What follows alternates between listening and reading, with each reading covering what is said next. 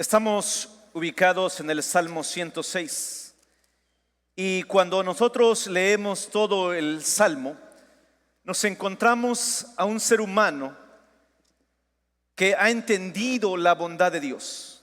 Pero esta comprensión de la bondad en el desarrollo de todo el Salmo está en relación directa con quién es el ser humano. El Salmo 106, mis hermanos, nos habla del brillo, de la bondad de Dios, pero lo va a hacer frente a nuestro pecado. Este es un salmo maravilloso, un salmo extraordinario porque nos motiva a alabar a Dios. Y la razón por la que nos motiva a alabar a Dios es por la grande bondad de Dios a pesar de nuestro pecado. Nosotros somos malos y Él es bueno. Es la misma pregunta y la misma declaración que Jesús en el Nuevo Testamento, para ser específicos, en Mateo 19, versículo 17 expresa: Maestro bueno. Y el Señor responde: solo hay uno bueno y es Dios. Solo hay uno bueno y es Dios. Y es lo que vamos a encontrar en este salmo. Quiero que vaya conmigo al versículo 1. Y ahorita nosotros cantábamos precisamente en obediencia a esto. Vea lo que dice el Salmo 106, versículo 1. Aleluya. Y ahí termina la primera frase. Aleluya. Es la introducción y hay un punto donde debemos detenernos. Es una invitación. La primera sección de este salmo es una maravillosa invitación. Más que invitación debo cambiar. Es un mandato a alabar a Dios por su bondad. Pero vea usted cómo arranca el salmo. Aleluya. La palabra aleluya es un verbo en hebreo que es una orden a alabar a Dios. Ahorita cantábamos que solamente hay un Dios y ese Dios debe ser alabado, debe ser glorificado, debe ser exaltado. La palabra aleluya es un mandato a adorar a Dios porque Él es digno. Pero avanzamos y el mandato se repite: alabad a Jehová. Vean otra vez, nos encontramos con que los salmistas apelan al nombre propio de Dios. Una invitación a alabar a Dios porque Él es Jehová. Y cuando nosotros utilizamos el nombre Jehová, estamos diciendo que Él es autosuficiente. Lo aprendimos la clase pasada. Que Él existe por sí mismo y que Él es el único Dios verdadero, infinito, independiente en toda su creación. Por lo tanto, la Biblia no muestra opcional adorar a Dios. La Biblia nos da una orden de adorar a Dios porque Él es Jehová. Pero si nos adentramos un poco más, la pregunta sería: ¿qué significa alabar? ¿Qué significa alabar? Y pongan mucha atención. La palabra alabar en el verbo hebreo significa reconocer quién es Él y lo que ha hecho. Enfatizo. Alabar significa reconocer lo que es y lo que hace. Por lo tanto, alabar a Jehová implica reconocer sus perfecciones, sus atributos, sus características. Y por lo tanto, la Biblia también, hermanos, nos va a decir que alabar debe hacerse como Él lo ha ordenado en su palabra. Debemos reconocer sus perfecciones. Pero luego avanza. No solamente nos ordena alabar, no solamente nos dice qué es alabar y quién debe ser alabado, sino que nos da una razón, que es una perfección de Dios. Porque Él es bueno. El día de hoy quiero que aprendamos un segundo atributo del ser de Dios, o tercero más bien, y es la bondad. Hacemos una definición de la bondad de Dios y quiero echar mano de uno de los teólogos llamado Berkhof o apellidado Berkhof, y él dice así: definir la bondad es hablar de aquella perfección de Dios que lo mantiene solícito para tratar de manera generosa y tierna a todas sus criaturas. Es la perfección de Dios que lo mantiene solícito en guardar de manera generosa y tiernamente a sus criaturas. Eso es bondad en Dios. Sin embargo, también hemos de decir que la fuente de la bondad es Dios. Él es, hermanos, perfectamente bueno. Y no solamente es perfectamente bueno, sino que Él es la norma. Él es la fuente que conduce al bienestar, lo que es beneficioso, lo que es bueno, lo que es agradable, lo que es hermoso, proviene de Dios. Proviene de Dios. Y vea usted que no solamente dice que Él es bueno, sino que además el salmista agrega algo más. Porque para siempre es su misericordia. Como todo lo que es Dios, su bondad es perfecta y eterna. Quiero señalar esto, escúchelo bien. La bondad de Dios es perfecta y eterna. Él es bueno desde antes de la creación del mundo, y después de la renovación del mundo, Dios es bueno. Ojo, no utilizo la palabra será o ha sido, porque en Dios no habita la temporalidad. Dios es eterno y por lo tanto Él nunca ha dejado de ser bueno. Pero en esa categoría también debemos afirmar que Dios nunca dejará de ser bueno. Pero el salmista, para hablar de la bondad, echa mano de otro atributo subalterno al ser de Dios, que es la misericordia.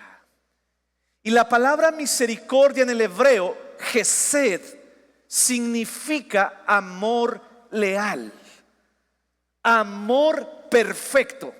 El amor de Dios emana de su bondad. ¿Cómo demuestra Dios su bondad? Porque Él es misericordioso, porque Él es amoroso. Fíjense usted que la palabra misericordia en este sentido refleja la bondad de Dios. ¿Y por qué Dios es bueno? Escuchen esto. Porque Dios no le da al hombre lo que él se merece. Repito esto. La misericordia de Dios, que es una extensión de su bondad, es que Dios no le da a Israel lo que él se merece. Cuando tú lees todo el salmo en casa, te vas a dar cuenta que el salmista hace un recuento de las rebeliones de Israel. Sin embargo, esas rebeliones no reciben la justicia de Dios. Es decir, Israel se merece el juicio de Dios, pero recibe bondad. Dios muestra bondad. Dios muestra bondad y es increíble. Es increíble la bondad de Dios, es asombrosa. Es gloriosa la bondad de Dios, y no es que en Dios sea asombroso, más bien para nosotros es asombroso, porque, hermanos, Dios permanece siendo bueno a pesar de nosotros. Yo glorifico a Dios por esto. Dios permanece bueno a pesar de nosotros. Escuchen lo que voy a decir. Él no deja de ser bueno porque no demuestre su bondad hacia nosotros como pensamos que debería mostrarla. Esto nos lleva muchas veces a cuestionar a Dios. Dios, si tú eres bueno, ¿por qué haces esto? Dios, si tú eres bondad, ¿por qué permites esto? Hermanos, es muy fácil y agradable pensar en la bondad de Dios cuando todo va bien, cuando todo está en un estado óptimo, cuando las circunstancias nos hacen sentir bien. Es fácil decir adiós, pero otra cosa es cuando estamos en una situación no tan cómoda, cuando estamos en un problema y cuando ya no nos sentimos nosotros tan bien. Nosotros cuestionamos la bondad de Dios y pensamos que Él ha dejado de ser bueno porque las cosas no están saliendo como yo quiero. Cuando las cosas no están saliendo como yo pienso que deberían pasar o ser, yo empiezo a cuestionar la bondad de Dios. Pero dice que la bondad de Dios es para siempre. Para siempre. Vean lo que dice el versículo 2 y 3. El versículo 2 y 3 dice: ¿quién expresará las poderosas obras de Jehová? ¿Quién contará sus alabanzas? La bondad de Dios, la bondad de Dios en mi vida o en la historia es el combustible para la adoración. Para motivar a la audiencia a adorar a Dios, el salmista hace preguntas retóricas, pero que denuncian realmente cuál es el problema. El problema es que cuando no adoramos a Dios, no hemos experimentado y conocido la bondad de Dios.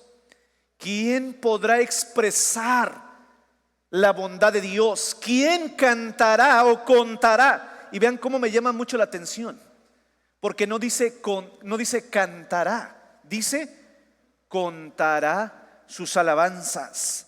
Hermanos, la adoración es proporcional a cuánto conocemos el ser de Dios en la historia. En pocas palabras, el salmista está diciendo que para alabar a Dios debes conocer las obras de Dios en la historia y en tu vida. Primero que nada, es un llamado a adorar a Dios en base a su palabra. No es, hermanos, aquí una invitación a adorar como un equipo de fútbol. No es una invitación únicamente emocional para alabar a Dios. Hermanos, hoy en día hemos enfocado nuestra adoración a gente que únicamente son animadores, a levantar el ánimo emocionalmente para que la iglesia tenga ganas de adorar.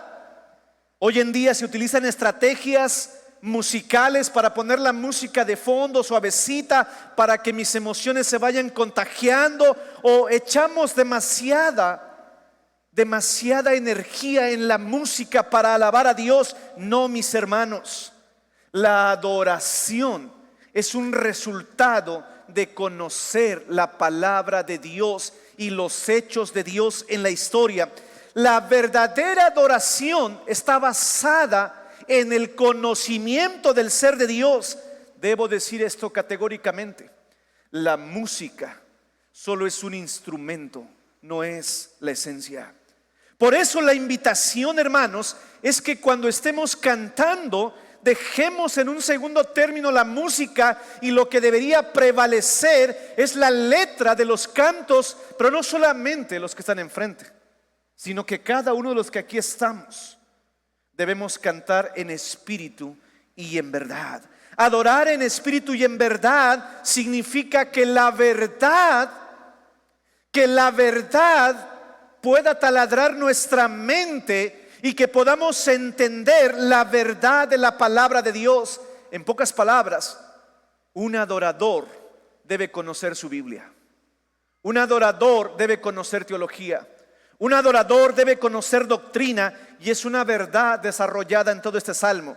Pero luego dice: ¿quién contará sus alabanzas? Hermanos, qué bonito fue que hace un momento yo guardaba silencio y escuchaba a la iglesia cantar. ¿Por qué? Porque los que van a contar las alabanzas de Dios son los creyentes, son los redimidos de Jehová.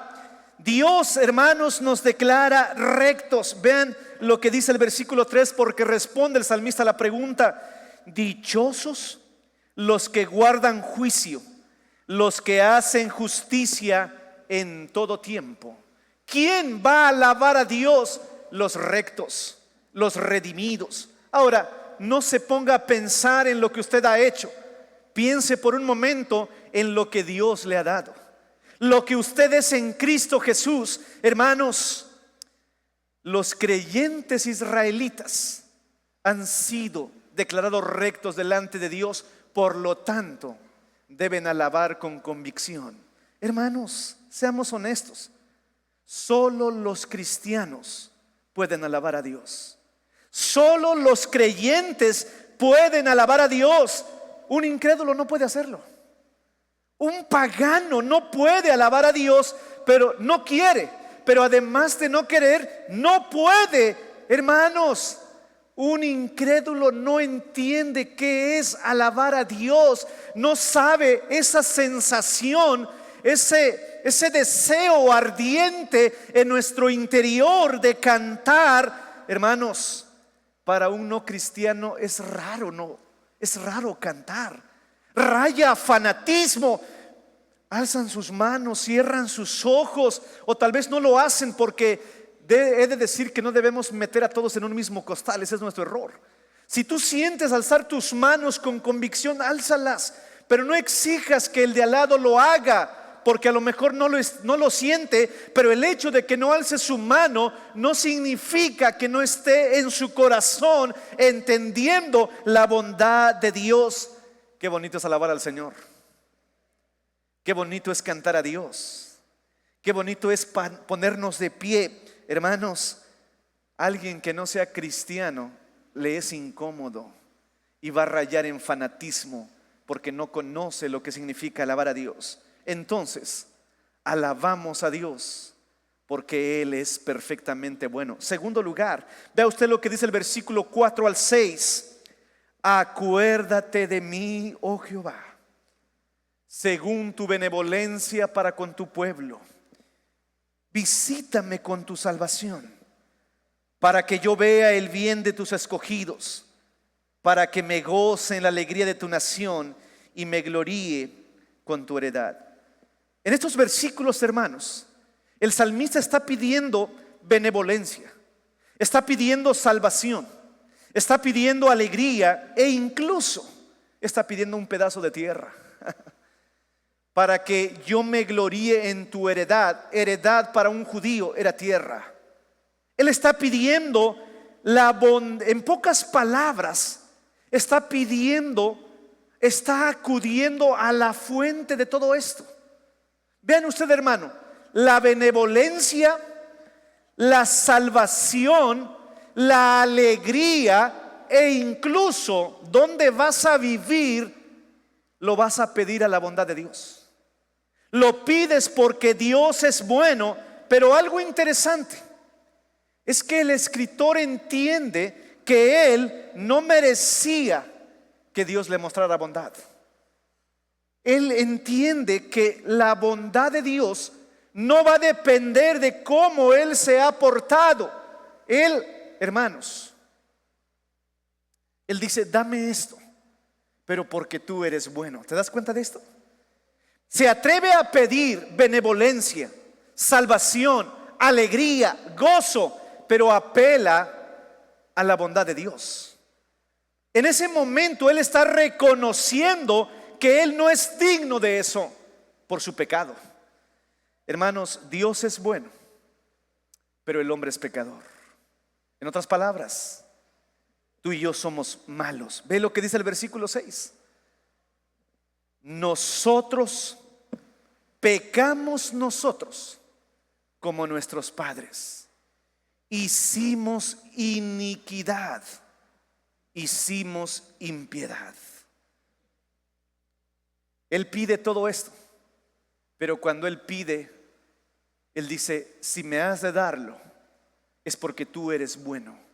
Porque mis papás y toda mi descendencia hemos pecado.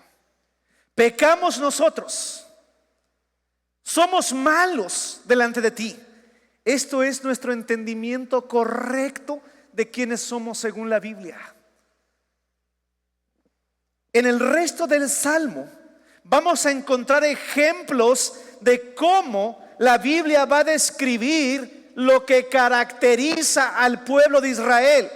El pueblo de Israel, si algo nos recuerda, mis amados hermanos, es que era un pueblo bien rebelde.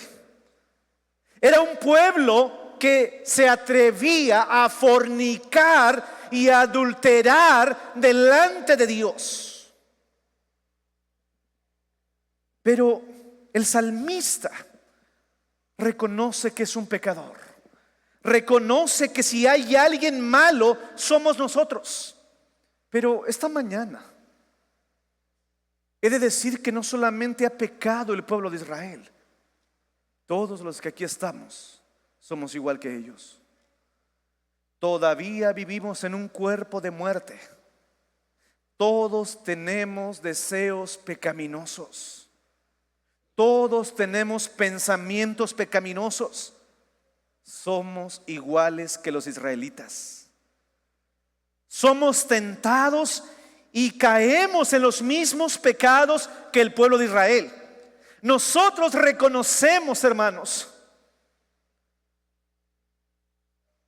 nosotros reconocemos que somos igualitos a ellos. Si esta mañana estamos aquí, es únicamente por la bondad de Dios. Solamente por la bondad de Dios. Si nosotros, tú y yo, pon tu nombre, hubiéramos estado allí en medio de ese pueblo, estoy convencido que hubiésemos hecho lo mismo. Hubiésemos recurrido a las mismas transgresiones. El resto del Salmo 106 es un monumento a la humanidad. Es un recordatorio de lo fácil que nos es pecar. Con cuánta facilidad tú y yo pecamos, a pesar de que somos cristianos, a pesar de que somos hijos de Dios, a pesar de que el Espíritu Santo habita en nosotros, nosotros hemos pecado. Y hasta que el pecado no nos sepa amargo, la dulce bondad de Dios no llenará nuestro paladar espiritual. Somos malos. A pesar de eso, el Señor ha permanecido bueno. La razón fundamental por la cual estamos esta mañana aquí, la razón por la cual cantamos con convicción, es porque hemos pecado y el Señor sigue siendo bueno. El Señor sigue siendo bueno. Hermanos, la única razón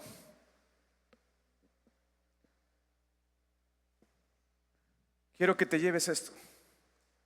La única razón por la cual has recibido tantas bendiciones no es porque eres el consentido de Dios. La única razón por la cual tienes tanto vestido, tanto alimento, la única razón por la que tienes vida es porque Dios es bueno.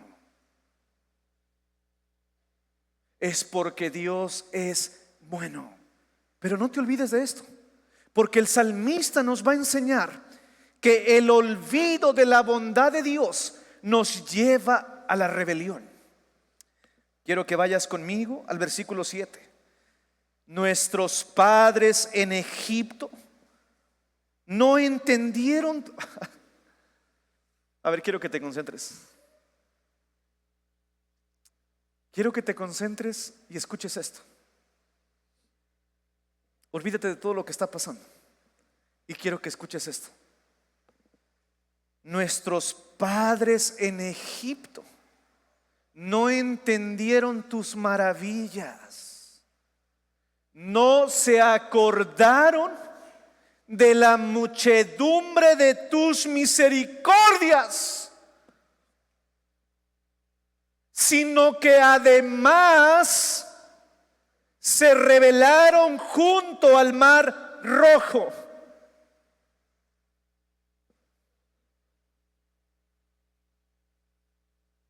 Me da un sentimiento interesante leer esto. ¿Por qué? Porque habían experimentado el poder de Dios. Habían sido testigos oculares de 10 plagas. Dios había convertido el agua en sangre. Dios había hecho tantas maravillas, pero no solo eso, los había hecho, hermanos, ser testigos de primera fila de cómo Dios puede abrir un mar. En sus narices el mar Rojo se había abierto y pasaron en seco. No es mito, no es cuento, es un hecho que ellos vieron. Pero unos metros adelante dijeron: una barbaridad. Estábamos mejor en Egipto. Por lo menos allá nos poníamos a comer a las ollas de carne. Mira el solazo aquí en el desierto.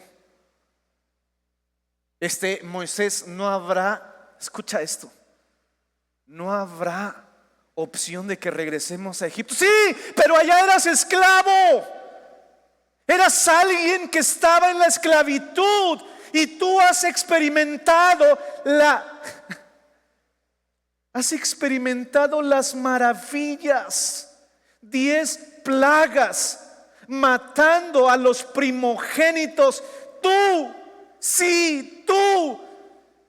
viste cómo el mar se tragó al ejército de Egipto. ¿Quieres regresar allá? ¿Es en serio? Pero no solamente eso, sino que ya se les olvidó, ve el verbo que utiliza el salmista, la muchedumbre de tus misericordias. E innumerables son tus bondades. Pero ellos dicen que es mejor regresar. Ellos dicen que es mejor y no solamente eso, versículo 7 y versículo 8 dice, versículo 7, sino que se rebelaron junto al mar. Queremos regresar a Egipto cuando nuestra mente, escuchen esto, cuando nuestra mente no está centrada en la bondad de Dios, somos la gente más quejumbrosa que existe. Cuando nos centramos en el desierto, nos olvidamos de la muchedumbre de las bendiciones. Hermanos, es nuestra reacción automática. ¿De qué se acuerdan más, hermanos? ¿De las cosas que les ha ido mal o de las muchedumbres de las bendiciones de Dios? El deseo de la carne es contra el espíritu. Preferimos regresar al pecado, como un día un joven dijo: ya me vine a desentregar, porque cuando yo no era cristiano mejor me iba, y ahora que soy cristiano parece que peor me va. Te rebelas cuando te olvidas de las bendiciones de Dios. Cuando la palabra de Cristo no mora en abundancia en nosotros, cuando no consideramos las bondades de Dios hacia nosotros, nos olvidamos de sus misericordias, pero nos rebelamos contra Él. Hermanos, dice el apóstol Pablo, somos ricos. Hemos recibido tanta riqueza en Cristo, pero aún así nos rebelamos. Nos olvidamos hasta de dar gracias y, hermanos, nos volvemos ingratos. Esta es la razón por la que de manera constante yo debo acordarme que estoy recibiendo oxígeno right now, justo ahora. Y esa es una misericordia de Dios. Ahora imagínate cuántas bendiciones no hemos recibido y nos olvidamos. Nuestro pecado, nuestro olvido solo confirma que Dios es bueno y que nosotros somos malos. Por eso le alabamos. Por eso le alabamos. Nosotros no somos buenos. Aunque ya hemos sido declarados justos en Cristo, aunque ya no voy a perecer en el infierno, en términos prácticos, no sigo mostrando la bondad de Dios. No, aunque una vez salvo, para siempre salvo, lo entendemos en la posición legal delante del Señor, pero en nuestra vida diaria, ¿ustedes han sido buenos? Y eso confirma que Él es bueno. Hermanos, prácticamente todavía estamos muy lejos de ser buenos. Por eso debemos decir esta mañana: Maestro bueno, solo hay uno, y es Dios. Aunque esa es nuestra meta, aunque nuestra meta es reflejar la bondad de Dios en nuestra vida, esa bondad aún es imperfecta en nosotros. ¿Quién de ustedes hoy no quiere reconocer que si tiene todo es solamente por su bondad? Y eso nos va a llevar inevitablemente a la adoración. Hermanos, yo soy malo, pero Dios es bueno, y eso demuestra su gloria. Ahora, quiero que leas conmigo el versículo 8.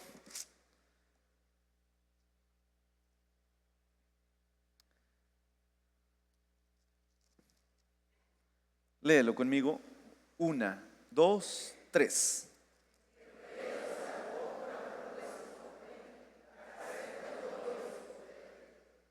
Hermanos, si a mí me hubiesen dado la posibilidad de guiar a ese pueblo, yo los hubiese exterminado en un segundo. ¿Cuántos no queremos nosotros eliminar a la gente mala? Y queremos hacerlo con una mirada, porque somos malos. Porque ese pueblo se rebeló frente al mar rojo. ¿Y saben qué significa rebelar? Es decirle a Dios, como cuando tu niño te dice: no quiero, ¿y qué? Así somos con Dios. Pero, me encantan los peros en la Biblia, porque los peros reflejan el carácter de Dios. Ese es Dios, hermanos. A pesar de ser un pueblo tan ingrato, ¿pero Él qué? ¿Pero Él qué, iglesia? Pero Él los salvó porque Él es bueno. No los salvó porque se lo merecían. Dios demuestra su bondad perfecta. Y en la tarde aprenderemos que la bondad de Dios es tan perfecta que no depende de los estímulos externos. Él simplemente es bueno. Gloria al Señor por ello. Porque si su bondad dependiera de cómo tú y yo hemos vivido, no tendrías nada de lo que tienes. Pero Él es bueno, amados hermanos. Los peros en la Biblia, discúlpeme, pero me encanta y me emociono con los peros en la Biblia. No los pelos, los peros en la Biblia. Nuestro Dios nos muestra que a pesar de lo que somos, Él es diferente. Él es diferente. A nosotros nos gusta decir: oye, ve a hacer esto, pero nada, no quiero peros. Cuando somos hijos de Dios, delante de Dios decimos: sí quiero tus peros. Sí quiero tus peros. ¿Sabes por qué? Porque a pesar de lo que soy, pero tú eres bueno. Y cambia completamente, porque algún comentarista dijo: estos son peros gloriosos. Cuando yo mando a mis hijos o a mis hijas, yo digo: sin peros.